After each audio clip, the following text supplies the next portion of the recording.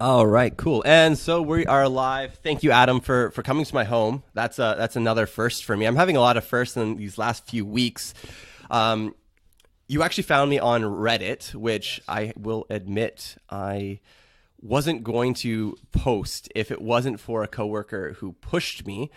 What about my Reddit post that kind of caught your eye? Did you listen right away and then message me? How did that work out? I'm trying to remember the exact timeline. I remember seeing the post on Reddit. I think I had seen something about the Cameo podcast before, but then seeing it on Reddit jogged my memory. I like to look at the local Reddit thread, the Kamloops community, just to see what's going on out there, if anybody's posting, and if there's a fun story that I've done or that we've done at the CFJC newsroom, I can put it out there on Reddit and maybe get some likes or some views on there. But I saw it and I thought, well, this is a local creator who's out there in the community trying to do something, and it might be neat to do a news story about it. Yeah, and I appreciate you reaching out to me. It's been fun. We recorded your interview. Mm-hmm. Now we're doing mine. Yes. But I'm also rolling on camera there. Yes. So. Yeah. So we're getting the full multimedia experience. You come from PG, or you came from PG. You said previously you were in Kamloops, but you're explain your background in television, because you're not actually a journalism by trade. You come from a different side of television. So I took the television and video production kind of thread at BCIT, where there was a lot of news production, and we would work closely with broadcast journalism students doing that production. But my training wasn't in the writing. It wasn't in the sourcing of stories. I was strictly a technical guy, learned to shoot, learned to edit. But in doing that, you're also making editorial choices, right? So, your job is to combine the words and the pictures. And I just took it the next step by coming to Kamloops in Prince George. That was my first job out of school. Well, second job out of school. I worked on the Property Brothers production in Vancouver for a short time, but realized quickly that unscripted reality wasn't really my jam. So, got into news, went up to Prince George, worked in PG for 2 years as an ENG videographer. ENG stands for electronic news gathering. Videographer just means I shoot and edit. And then a few people left at CFJC, where I had done a brief internship in 2012. And then the opportunity came for me to come back, and it was a no-brainer. My grandparents live here. My mom was living here at the time. She and her husband still own a house here. So it was a no-brainer to come back because I have roots in the community. Yeah, awesome. It's awesome to hear that you're connected to Kamloops in that way, and to hear that you didn't come through a journalism training school, which sure has a fantastic one. We have a lot of great journalists come out of there. But as someone who's not a journalist like myself, what sort of tips or tricks or what have you learned that you think you should share as I kind of take on this journey? I mean, the biggest thing for me, what I've had success doing in interviews is just trying to be conversational. It's trying to establish a rapport, and I think you're easy to talk to, which is good. One of the things I always try and tell people is, I'm going to make this painless for you as you want. We're not live. We can edit this. The same thing that you told me. So that's a big one is just building rapport and establishing kind of a conversational tone.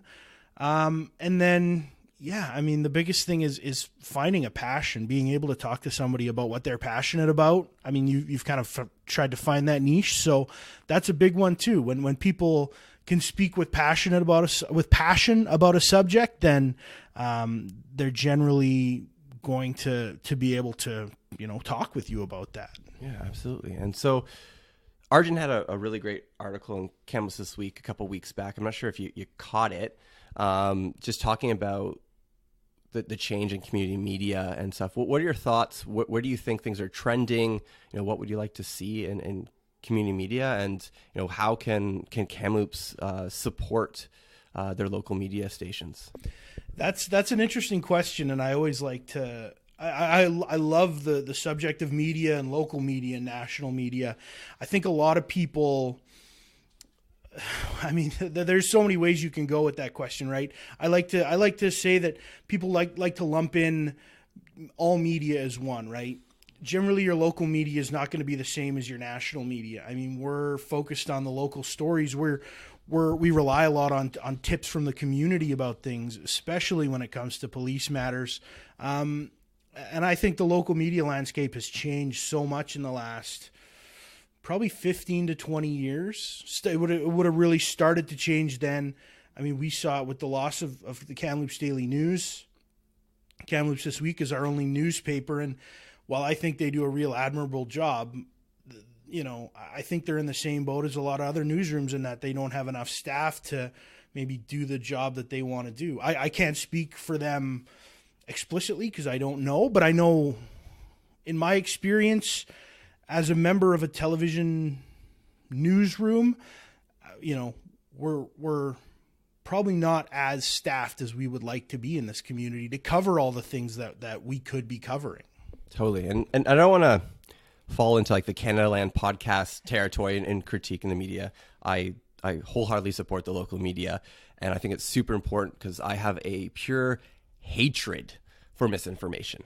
So I want to just make sure people know that, and that they get out and they support their local media, because I'm not a journalist. If I say something wrong, I want to be told that.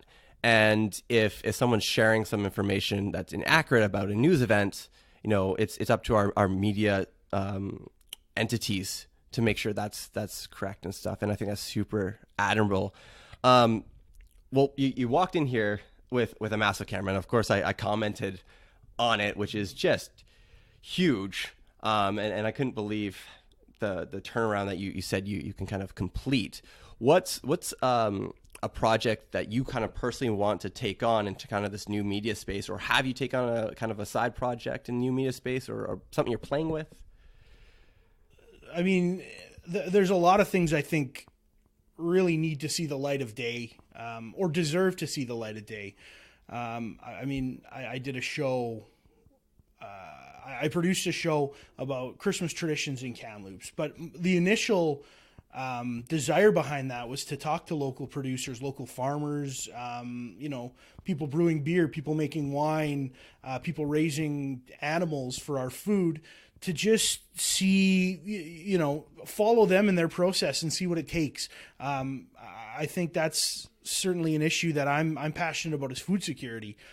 Something I didn't know about until a girl I knew up in Prince George kind of opened a local grocery store and tried to bring in as much local produce as possible. So that's something that I find really fascinating, is the idea of local producers and food security. And Kamloops that's something front of mind in this community. There's a lot of people in the city, a lot of people in the community as well. When I say the city, I mean the City of Kamloops organization who understand the need for food security and work towards that. So I think that's interesting. I think there's a lot of untold stories in the Aboriginal community, the Indigenous community in Kamloops, and there's just like what you're doing here. There's just a lot of untold stories personally that I think can be uncovered and told in a creative way that would make engaging viewing for a lot of people. Yeah, there was that music video that just came out.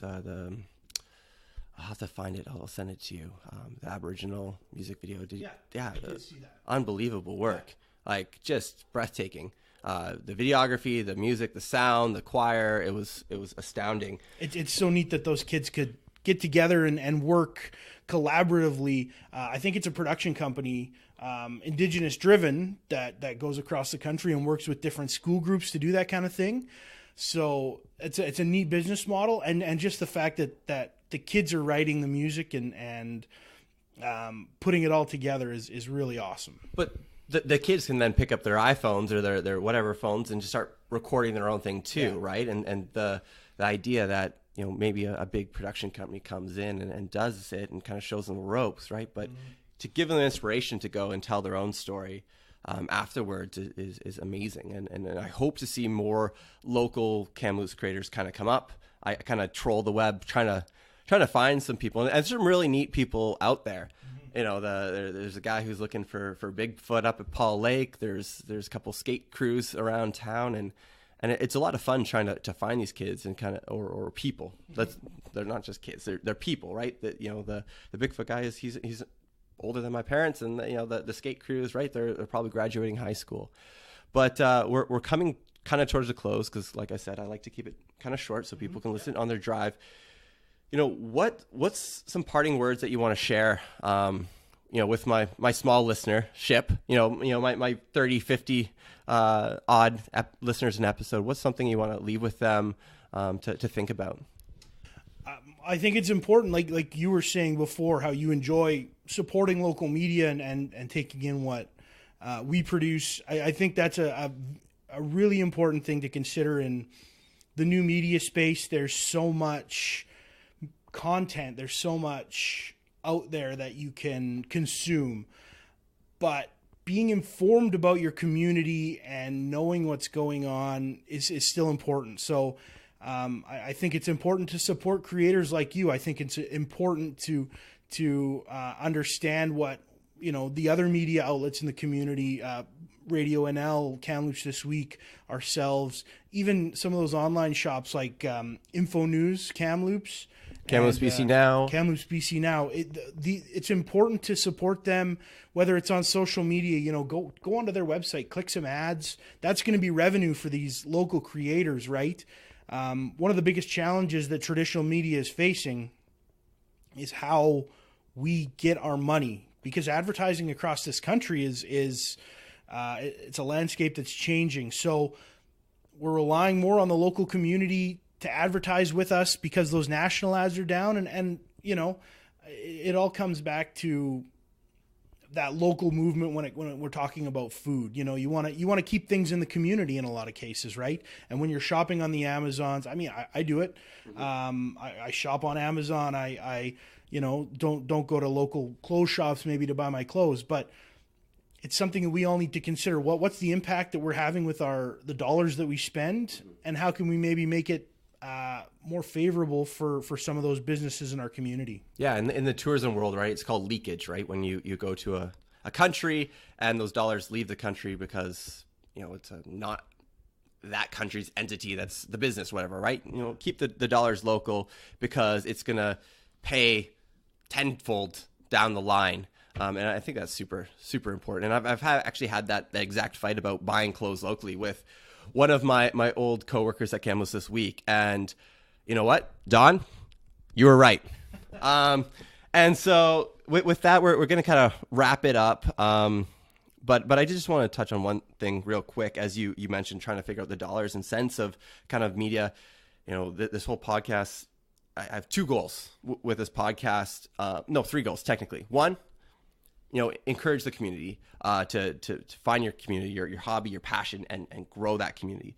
Two, I do want to have some sort of financial benefit of this podcast into the community. And I'm talking with some people trying to figure that out, what that looks like. It's kind of moving and stuff. And three, I do want to, of course, trying to have a little bit of a financial security from this, because, there is some costs involved. And I do have a daughter in the way that I want to be able to make sure I can support and stuff. So of that note, I do want to be completely transparent, and saying that to a journalist, I think is kind of important, because I think journalists, your job, right, is to encourage transparency. And I really appreciate that of all of our local news outlets. And Adam, if people are wanting to check out your work online, your personal work, where can they find you? Just go to CFJCtoday.com, and there'll be all kinds of stories that we do in the newsroom. But you can always go to the news team, click on, I think, my link. There's a link to a page that I have, and all those stories should be listed.